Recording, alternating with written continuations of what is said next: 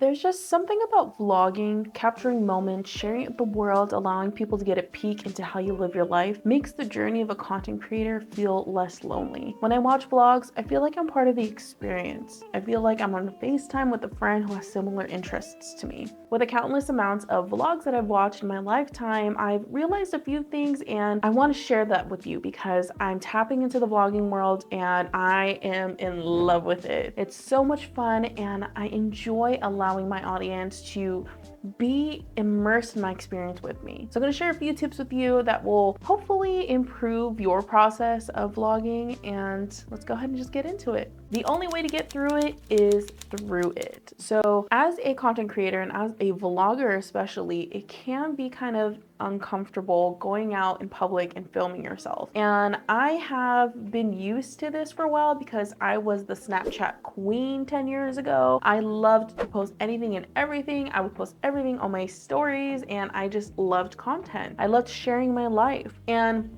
I'm kind of used to that, but as I stepped away from that and started doing talking head videos, I got more accustomed to me sitting down and talking to you through the camera, not having to experience or deal with the public. And now that I am tapping into the vlogging world, there's a bit of discomfort there. I will not lie. It's very awkward and you don't want people to look at you and judge you. And so when you're out there and you're filming, just know that every single time you go out there and film yourself in front of other people, you are one step closer to feeling more comfortable. It's kind of like a muscle. You have to repeatedly work out that muscle in order to make it strong. So in a sense, it's like a feeling. In order for you to feel strong and confident about you going out and filming in the public eye, you have to continuously do it until you get used to it. And I've learned that very quickly.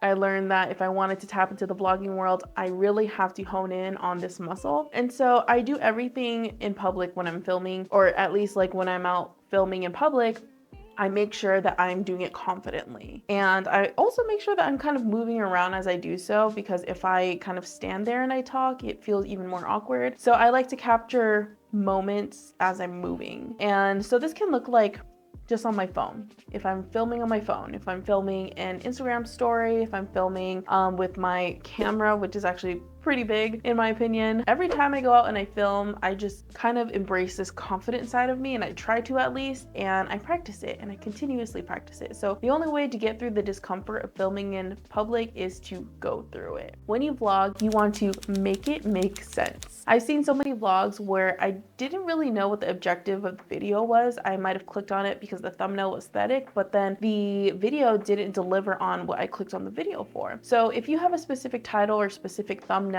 that is semi-promoting what your video is about, you want to make sure that that is the actual focus of your video. You also want to put everything in order. So for example, you wouldn't make a video on how to make a pizza and you wouldn't start your video as you putting on the pepperoni and then you eating the pizza and then you going to bed and then you going to the store and then you buying the ingredients for your pizza and then you come back and it's already baked. So it's all over the place and it's not in order. You want to make sure that your vlogs have a story, and in order for you to have a captivating story or an actually effective story, you want to start from the beginning, build up to the middle, and then have that, the climax of your video, and then you want to end it. So beginning, middle, and end. Make it super simple.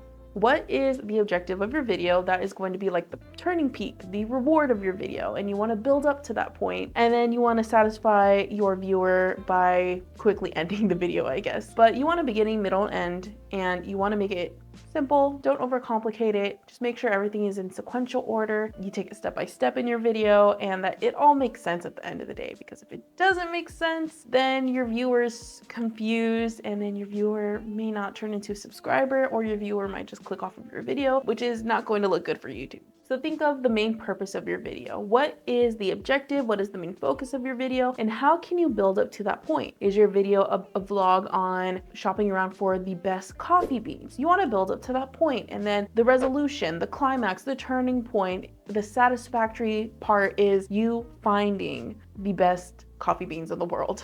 per se. Another example is maybe the focal point or the objective of your vlog is to share your experience in Bali, Indonesia as a solo traveler. And so typically people kind of want to hear what you have to say. I mean, you can definitely show your experience and have talking points, but what is the main reason they're clicking on your video? Maybe it's 10 reasons why you should not visit Bali. And then after they get their 10th tip, they are satisfied, and then you can end the video. So you want to build up to that 10th tip. Make sure the 10th tip is the juiciest one maybe, but build it up. Have every single tip in order from what makes sense to you, and then you just go by tip 1, 2, 3, 4, all the way to 10. You build up to that 10th tip and your audience is satisfied. I don't know how else to explain it. So make sure everything is in order, everything makes sense. You have a beginning, middle, and end, whether if it's tips, whether if it's an actual story or like a process of you doing something. You just want to make sure that your video makes sense to your viewers. You want to make your vlog also fun and engaging, and how you can do that is capturing different angles. So you can get a point of view angle where you're showing your perspective from your eyes and what that looks like as you go through your experience. Another one is showing a long shot of just like, where are you? You want to show yourself in the establishment or in the location, or showing you sitting in the grass at the park and just making it known to your audience that this is where it's taking place. Then you want to get a medium shot, maybe showing you doing something. Maybe you're having a conversation with someone, or maybe you're just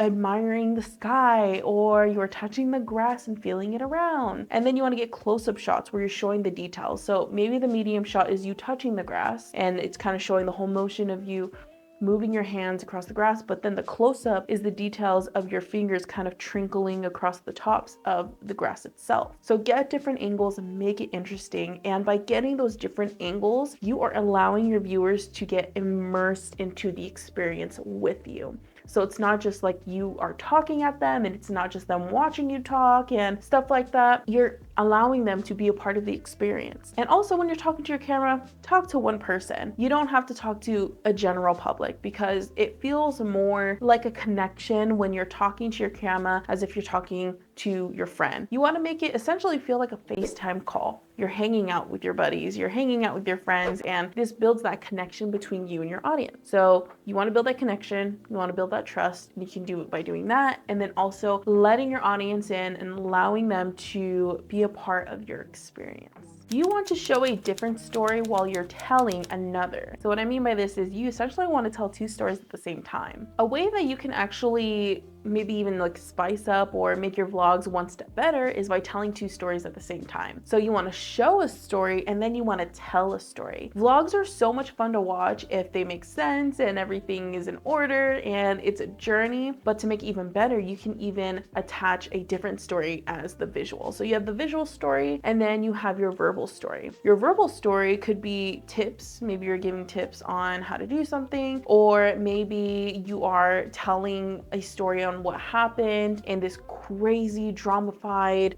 I don't know, all this drama that happened in your life. You're trying to tell a story about something that happened, but at the same time, you are showing something else. So maybe you're showing yourself cooking an entire meal, or maybe you're showing yourself like a day in the life of a content creator, a day in the life of a lawyer, or a day in the life of a student in college. So you can tackle two different stories at the same time, and it makes it pretty compelling, pretty interesting. And a lot of short form vloggers do this, especially on TikTok. If you go on TikTok, you'll see someone who often will tell a story while they are doing their makeup, or they're telling a story while they're cooking something, or they're telling a story while they're doing a completely off the subject type of action. So while you're telling a story, whatever the objective is for your video, show a different story. But if you don't want to do that, you can always just show what you're telling, and that's essentially just one story, but visually and verbally, those are two different stories. And if you combine that as one, then you get one whole very creative video. Another tip is to allow your personality to shine while you're on camera. And the best way to go about this is honestly just being yourself. And then also for me, I tend to script a lot. And when I script, sometimes I feel like it's just like too not me. Like it's very word by word,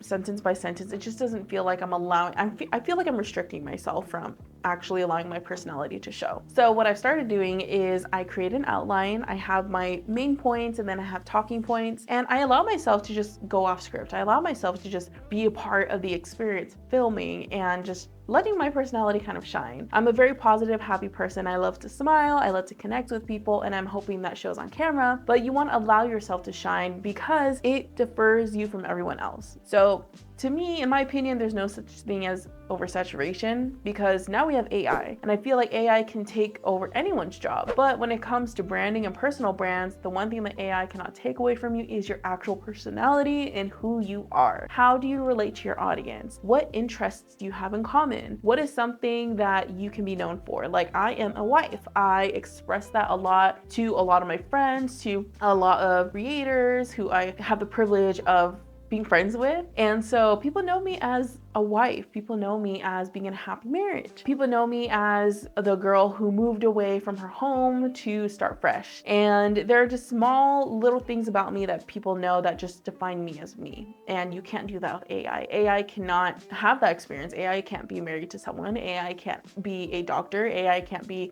these are parts of you, mostly characteristics and like features of you that your audience can relate to. But one thing that AI definitely cannot make up is your personality. So that's what differs you from the rest. So there are tons of vloggers, there are tons of content creators, and it's a growing industry. And we're looking to have the biggest revenue in the content creation space ever this year. And you're part of that because you're a content creator, right? And so to make yourself different from the rest, you just have to allow your personality to shine because there's no one else like you. There's no one who can replicate who you are, what your interests are, how you act, how you talk, and just, be yourself. And if people like you, then they like you, and they don't, then that's not your flock at the end of the day. So allow yourself to shine when you are vlogging and just be yourself. Don't try to replicate how anyone else creates things or how they talk or how they act. Be yourself and allow your flock to come to you. Another tip about vlogging is to record everything. It doesn't even have to go with the vlog. If you record everything, you have those moments to look back on, and if you want to use them in your videos that's relevant, you can pull from that library and add it to your videos. Vlogging is about experiences and moments and sharing that with the world. That's sharing that with your ideal audience, and it's a bite of a moment in your life that you want to look back on. So record everything. If it's with your phone, if that's the easiest way for you to record stuff, then use your phone. If you want to take your camera everywhere with you and have your camera backpack or your camera in your purse or in a bag, then take that with you as well. You don't have to have a script written out. You don't have to have an outline written out. Just capture any moment, every moment, and everything. Plus, it's something that you can always look back on, and you don't even have to use it for your own videos. It's just something for you to kind of, look back on and see how far you've come and acknowledge all of the blessings and all the happiness and joy that you've experienced in your past. I'm hoping you found this video helpful, and if you did, go ahead and check out the video on the screen right now, and I will see you there. Bye.